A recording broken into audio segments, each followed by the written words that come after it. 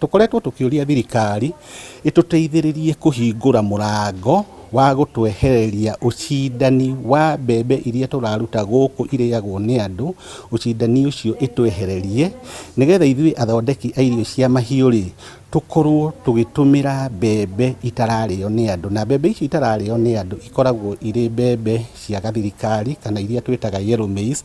No bururi uyu wa Kenya tutikoragwo tukiruta mbembe icio yellow maize.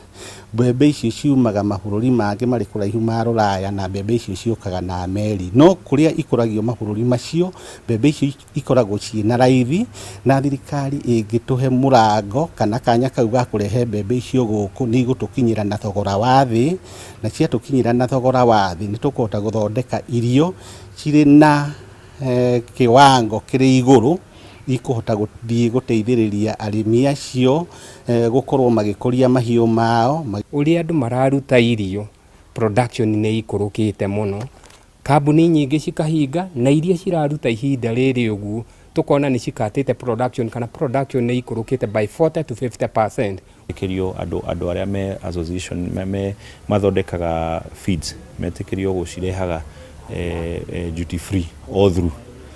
Ndio niguo gutumaga ati nigetha ona arimi aitu makahotaga go plan, tondu uria guthiete ati umuthi ukaigwa bei ni ciringi tuge 4,800 rucio ukaigwa ni 5,000, igakorwo ina hinya muno kuhota go plan.